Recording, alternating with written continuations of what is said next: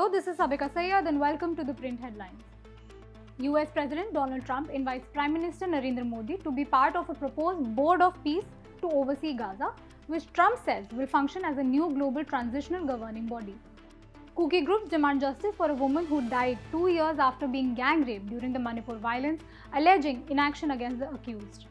Noida Authority sacks a junior engineer and issues show-cause notices to other officials after a 27-year-old software engineer died when his car plunged into a water-filled pit at a construction site in Sector 150. In the Karur Stampede case, actor Vijay faces a second round of questioning by the CBI, with an anti-corruption unit team leading the probe. The Delhi High Court dismisses former BJP MLA Kuldeep Singh Sengar's plea seeking suspension of his 10-year sentence in the custodial death case of the Unnao rape survivor's father.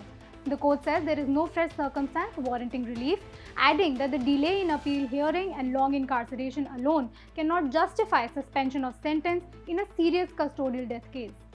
Rural Development Minister Shivraj Singh Chauhan accuses Congress leaders Mallikarjun Kharge and Rahul Gandhi of spreading misinformation about the VBG Ramji scheme, saying that the new act will strengthen the right to work and replace Manrega.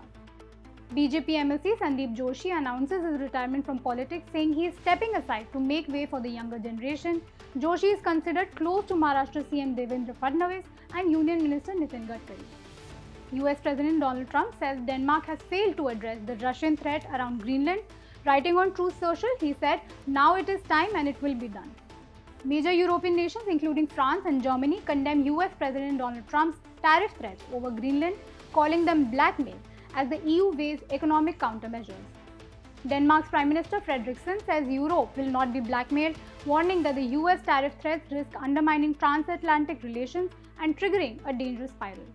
British Prime Minister Keir Starmer rebukes US President Donald Trump over tariff threats linked to Greenland, saying, and I quote, "Trade wars help no one." Starmer calls Washington's plan to impose a 10% import tax on goods from allied nations completely wrong, warning that trade wars harm all sides and that sovereignty cannot be dictated through economic pressure.